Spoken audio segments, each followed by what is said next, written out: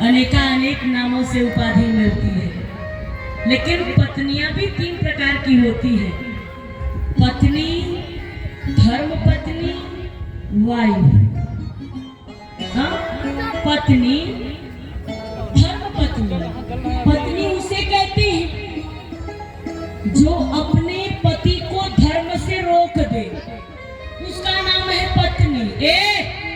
राम यज्ञ हो रहा है, 500 से ज्यादा चंदा देना मत। अगर दिए तो फिर देखते हैं क्या करते हैं।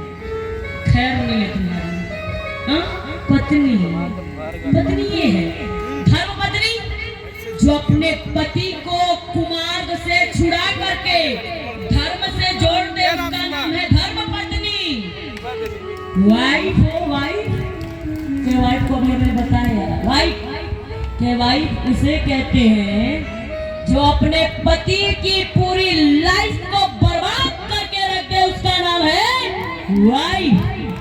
अब आप सोचो कि हम धर्म पत्नी है कि पत्नी है कि वाइफ है कि बेगम है। एक बात बड़े ध्यान से सुनिएगा। राहुल सकृत्यायन घुमक्कड़ी जिज्ञासा को लिखे हैं, उनके जैसा कोई और था भी नहीं।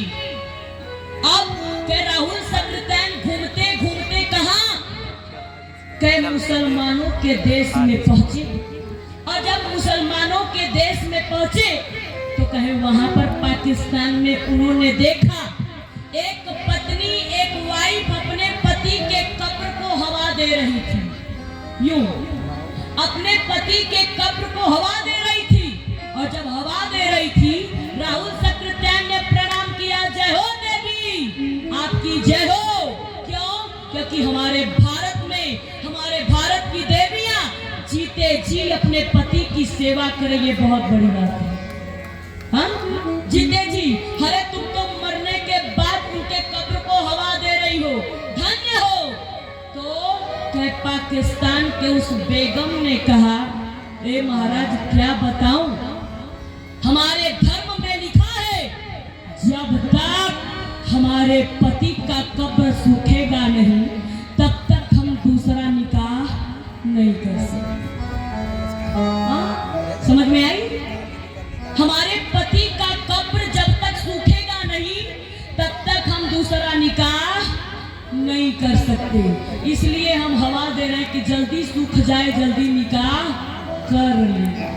सोचो, ऐसे ऐसे लोग हैं, ऐसी ऐसी बेगमें हैं, लेकिन उससे बहुत अच्छी हमारी भारत देश की महिला है जो जीते जी अपने पति की सेवा करती है और मरने के बाद भी उसके नाम पर ताउम्र अपनी जिंदगी को सौंप देती है। धन्य है हमारे देश की ये भारत की माताएं। आज भगवान राम अपनी पत्नी सीता को लेकर के आए, और जब सीता को लेकर के आए तो कहे क्या हुआ कि वो जो भक्त था कि चारे बट्टी बनाया था, बट्टी चारे था, अब एक उनको दिया, एक उनको दिया, तो अपने लेके बैठ गए।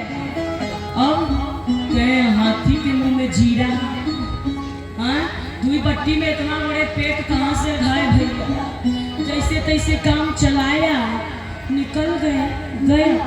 अब जब दूसरी एकादशी पड़ी, फिर से रसोई जाके देखे, महाराज आज है स्थिति बा।